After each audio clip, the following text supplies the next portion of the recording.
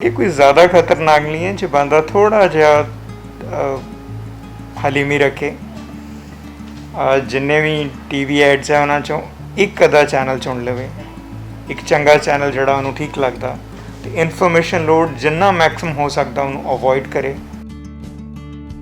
असी डिप्रैशन उदों कहने हैं जदों साडा असी कम नहीं कर पाते, असी सौ नहीं पाते, असी खा नहीं पाते, साडा कॉन्फिडेंस लेवल बहुत ज़्यादा लो हो गया, आत्महत्या के ख्याल आ रहे हैं या उन्होंने कोई बहुत ज़्यादा गिल्ट हो रहा कि जड़ा बंदा चला गया उसकी जगह वो चले जाता and he has done some mistakes, then he should go to doctor. आना धोना खाना पीना, फिर इंटरपर्सनल अपने माँ प्यो नाल यारां दोस्तां रिश्तेदारां किन्नी गल कर रहे हो, दैन योर वोकेशनल स्फीयर तुसी काम किवें कर रहे हो। इन्हां तिन्नां दे विचों जे कोई मार्कली अफेक्टेड है then you think you have a depression. Sadness से तिन्ना चीज़ों नाल इंटरफीयर कर रही है तो वो डिप्रैशन है, एंड 2 हफ्ते तो ज़्यादा चल रही है तो वो डिप्रैशन है, तो उन्होंने डॉक्टर को जाना चाहिए। तुसी ठीक टाइम पर उठ नहीं रहे, तुसी ठीक टाइम पर एक्सरसाइज नहीं कर रहे, तुसी ठीक ढंग का खाना नहीं खा रहे, सो वो सारिया चीज़ों वालों ध्यान देना पऊगा। तो थोड़ा जिहा ये मन के चले कि जिवें पुरानियां महामारियां खत्म हो गई सी, इन्हें भी खत्म हो जाना। पिछले साल तो जो तक करोना महामारी शुरू हुई है उदों तो ही संसार भर दे विच इसने अपना कहर लगातार जारी रखा होया।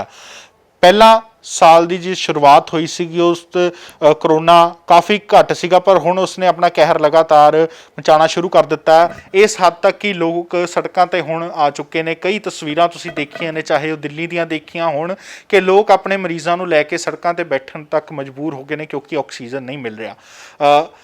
जिन्हां नूं करोना हो जाता, पर उस तो इलावा ਜਿਹੜੇ लोग खबरां सुन के टीवी चैनल ते या कुछ होर गूगल ते सर्च करके जो लोग पैनिक हो जाते हैं, उन्होंने भी कई दिक्कतों का सामना करना पै रहा। कई पेशेंट्स पैनिक के जोड़े सामने आ रहे हैं जिन्होंने सिर्फ सोच के ही काफ़ी उन्होंने लगन लग जाता कि उन्होंने साह नहीं आ रहा, उन्होंने घबराहट हो रही है, उन्होंने कुछ हो रहा, तो वो हॉस्पिटलों वाल भजते हैं, जिस करके हॉस्पिटलों के भी काफ़ी जोड़ा रश हो चुके हैं। मरीजों को ऑक्सीजन नहीं मिल रही सिर्फ घबराहट के नाल, क्योंकि उन्होंने कोई होर डिसीज़ नहीं होंदा, कोई बीमारी नहीं होंदी। सिर्फ जो वो किसी की हालत देख लेंदे ने या सुन लेंदे ने या टीवी चैनलों पर देख लेंदे या गूगल ते अजकल बहुत आसान होया कि हरेक आदमी जिहदे हत्थ दे विच स्मार्टफोन है तो वह गूगल ते सर्च करके अपने आप दे विच एक डॉक्टर बनया होया। उस दे लई बहुत आसान हुंदा है कि सिम्पटम्स देख के गूगल तो सर्च करके वो अपने आप नूं पैनिक कर लैंदा ते उहनूं लगदा है कि मैनूं साह नहीं आ रहा, तो फिर वो डॉक्टर दे कोल भजदा। इस सब ते चर्चा करन दे लई साडे नाल लुधियाना दे DMC हस्पताल तो सीनियर डॉक्टर रंजीव महाजन साडे नाल इत्थे मौजूद ने, प्रोफैसर एंड हैड ने, इत्थे मनोविग्यानिक ने। इन्हां नाल आपां चर्चा करांगे इस ते। सर, सब तो पहला मेरा सवाल है, जिस तरह मैं पैनिक तो शुरू किया कि लोग डर जाते हैं, घबरा जाते हैं, कि उस दे नाल पैनिक होने दे नाल जिहड़ा बंदा डर जाता है कि उसका ऑक्सीजन लैवल डाउन जा सकता?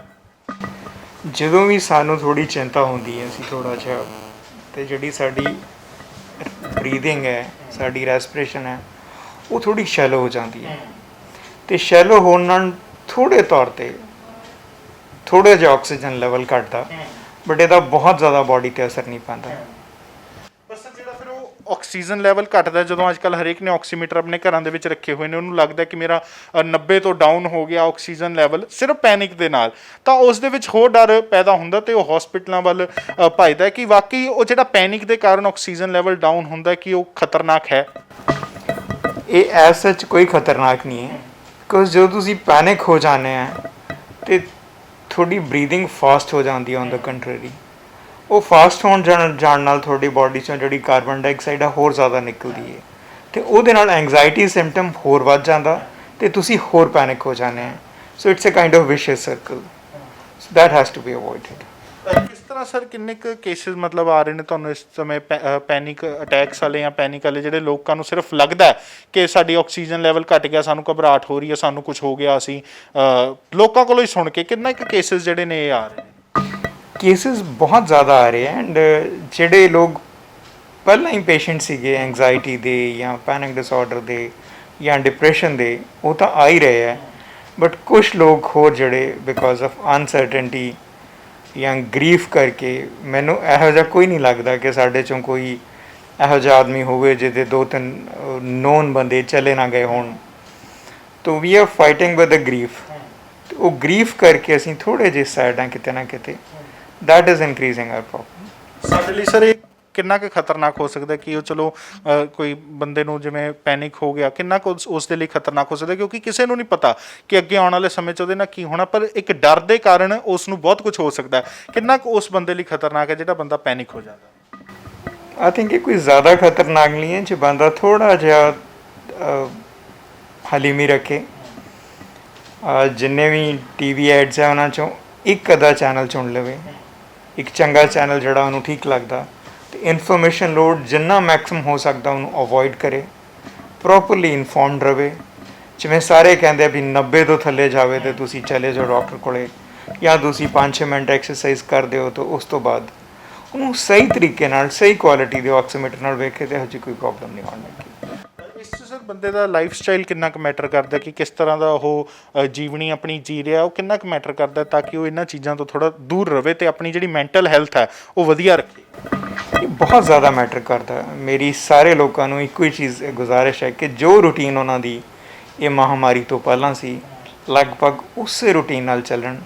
ਜਿਵੇਂ ਟੀਵੀ ਦੀ ਬਹੁਤ ਬਿੰਜਿੰਗ ਹੋ ਰਹੀ ਹੈ, ਰਾਤੀ ਤੁਸੀਂ ਇੱਕ ਸੀਰੀਅਲ ਵੇਖਣਾ ਸ਼ੁਰੂ ਕੀਤਾ, 12 ਘੰਟੇ 14 ਘੰਟੇ ਵੇਖਣਾ ਸ਼ੁਰੂ ਕਰਤਾ, ਸੋ ਤੁਹਾਡਾ ਸੌਣ ਦਾ ਟਾਈਮ, ਤੁਹਾਡਾ ਖਾਣ ਪੀਣ ਦਾ ਟਾਈਮ ਆਪਸੈਟ ਹੋ ਗਿਆ।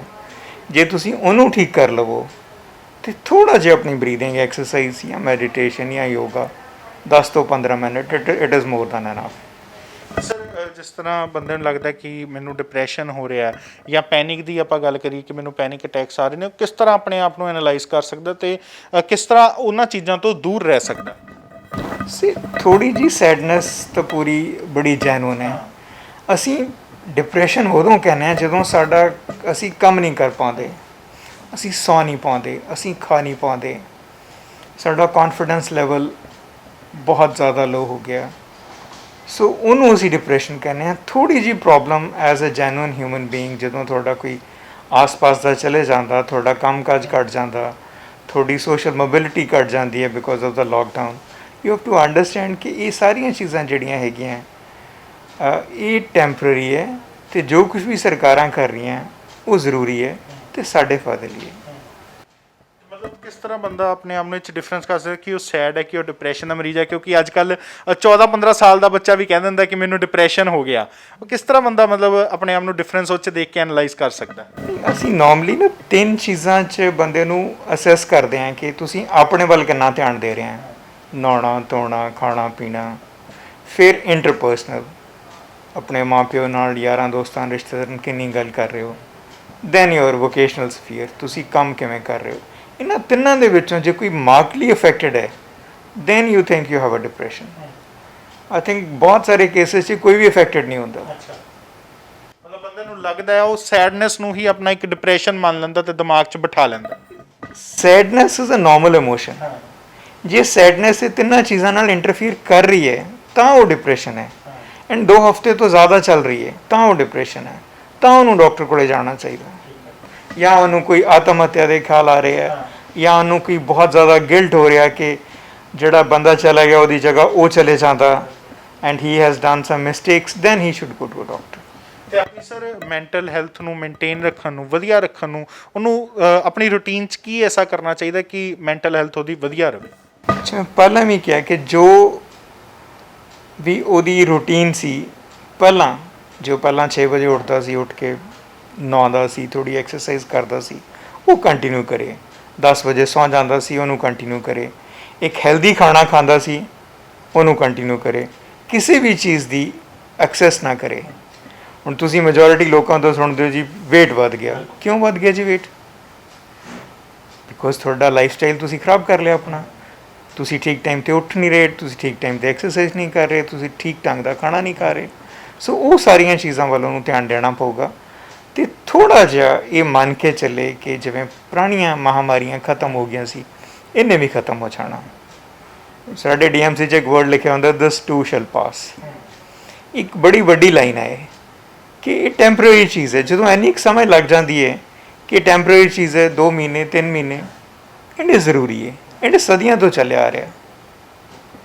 ਤਾਂ ਤੁਸੀਂ ਸੁਣਿਆ ਡਾਕਟਰ ਸਾਹਿਬ ਨੂੰ ਕਿ ਜਿਸ ਤਰ੍ਹਾਂ ਇਹਨਾਂ ਨੇ ਕਿਹਾ ਕਿ ਇਹ ਸੋਚ ਕੇ ਆਪਾਂ ਚੱਲੀਏ ਕਿ ਇਹ ਸਮਾਂ ਵੀ ਬੀਤ ਜਾਏਗਾ। ਪਹਿਲਾਂ ਜਿਹੜੀਆਂ ਮਹਾਮਾਰੀਆਂ ਆਈਆਂ ਸੀਗੀਆਂ ਉਹਨਾਂ ਨੇ ਵੀ ਕਹਿਰ ਮਚਾਇਆ ਸੀਗਾ, ਤਾਂ ਉਹ ਚਲੀਆਂ ਗਈਆਂ ਤਾਂ ਇਹ ਵੀ ਚਲੀ ਜਾਏਗੀ।